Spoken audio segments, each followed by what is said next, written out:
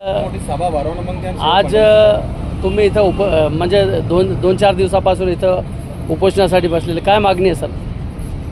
माझी मागणी अशी आहे, यावेळेस माझे आजोबा जिवंत होते, स्वातंत्र्य सैनिक होते. ते जिवंत असताना मी त्यांची अहोरात्र सेवा केली. त्यांच्या मरणापर्यंत मी त्यांच्यासोबत होतो. तर त्यांनी मला नामनिर्देशन पत्र करून दिलं. 2017ला मी ते जिवंत असताना ज्यावेळेस कलेक्टर साहेब होते, त्यांना मी अर्ज केला की 4 मार्च 1991च्या GR नुसार मला शासन सेवेत समाविष्ट करून घेण्यात यावे. परंतु त्यांनी मला समाविष्ट करून न घेता मला म्हणजे थोडक्यात असं जर म्हणलं गावंढळ भाषेत तर मला फिरवलं ते. आणि मी त्याचा पाठपुरावा करत असताना कोविडमध्ये माझे आजोबा वारले. मला फार दुःख झालं. तर नंतर मी पाठपुरावा केला तर ते म्हणे 2014च्या GR नुसार तुम्ही पात्र नाही आहे नोकरीस. ते जिवंत असताना तुम्ही अर्ज करायला पाहिजे होतं. असे उलटे गोलमोल करून मला नोकरीपासून वंचित ठेवलं त्यांनी. जर मला वंचित ठेवलं तर माझ्यासारखे किती जणांना वंचित ठेवलं. साहेब मी सांगतो, मला अर्धा एकर शेती आहे. माझा उदरनिर्वाह मी कसा केला, माझ्या आजोबाचं पालनपोषण मी कसं केलं हे फक्त मला माहिती आहे. मग मी असं ठरवलं, माझं ठामपणे मत झालं की माझ्यावर अन्याय झाला, मला न्याय पाहिजे. पण माझ्यासारखे ज्या मुलांना अन्याय झालेला आहे त्यांना सुद्धा न्याय मिळावा. त्यामुळे मी उपोषणाला बसलो.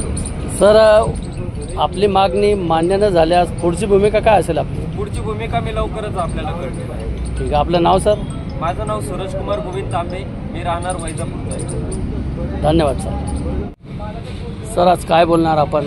आज आपण इथं आमरण उपोषणासाठी आज पाठिंबा देण्यासाठी आले, काय म्हणाल सर? सर धन्यवाद. मी आज औरंगाबाद विभागीय आयुक्त छत्रपती संभाजीनगर यांच्या कार्यालयासमोर कैलासवासी जे तांबे साहेब आहेत यांचे पाल्य म्हणून आमरण उपोषणाला दिनांक 21 पासून इथं समोर बसलेले आहेत. यासाठी मी खास बिडून आलेलो आहे. माझं नाव आहे CBS इनामदार आणि मी राष्ट्रवादी काँग्रेस शरदचंद्र पवार पक्षाचा किसान सेलचा अध्यक्ष आहे बीडचा. प्रिय मित्र, आज यायचं कारण असं आहे की माझ्या मित्राचा मुलगा आहे हा, आणि आम्ही सगळे संघटनेचे लोक बीडहून मुद्दाम यांना भेट देण्यासाठी आलो. आणि माझी इच्छा आहे की जो मुलगा स्वातंत्र्य सैनिकाचा पाल्य आहे याचं म्हणणं आणि त्याचं निवेदन वाचल्यानंतर माझ्या लक्षात आलं की देशामध्ये स्वातंत्र्य सैनिकाला स्वातंत्र्य सैनिक का म्हणलेलं आहे? मित्र हो, आज स्वातंत्र्य सैनिक का म्हणलेलं आहे की ज्या स्वातंत्र्य सैनिकांनी या देशाला स्वातंत्र्य मिळवून देण्यासाठी अहोरात्र कष्ट केले, स्वतःचं बलिदान दिलं, त्याच्या पाल्याला आज औरंगाबाद विभागीय आयुक्त कार्यालय संभाजीनगर यांच्या कार्यालयासमोर उपोषणाला बसं वाटतं, याचा मी पहिल्यांदा निषेध करतो. सर, माझी अशी विनंती आहे, हे महाराष्ट्र सरकार किती गोडबंगाल सरकार आहे बघा. परंतु मला असं वाटतं की माझ्या राष्ट्रवादी काँग्रेस पक्ष शरदचंद्र पवार, राष्ट्रीय नेते शरदचंद्रजी पवार यांचा पक्ष, याचा मी किसान सेलचा अध्यक्ष आहे.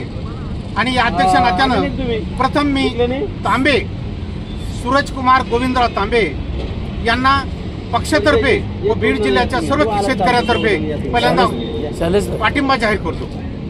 आणि त्यानंतर माझे 2 शब्द बोलण्याची इच्छा आहे.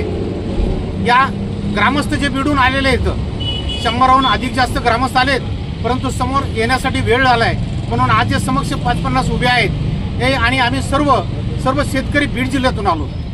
या सरकारची किती तीव्र चुकीची भावना आहे बघा. एक उदाहरण सांगतो. देवेंद्रजी 19ला मुख्यमंत्री होते. 80 लाख शेतकऱ्याचा अपमान करणारे पहिले मुख्यमंत्री देवेंद्र फडणवीस. तुम्ही म्हणताल, विचारताल कशामुळं? साक्षात्कार त्यांनी GR काढला 29 ऑगस्ट 2019ला की ज्या जिल्ह्यामध्ये, गावामध्ये, ज्या मंडळामध्ये 160 किंवा 65 ml पाऊस पडल अशा गावांना आपण अनुदान स्वरूपामध्ये जी रक्कम देणार आहात त्याची 3 पट रक्कम देऊ. बघा किती निष्क्रूर आणि क्रूर असे मुख्यमंत्री.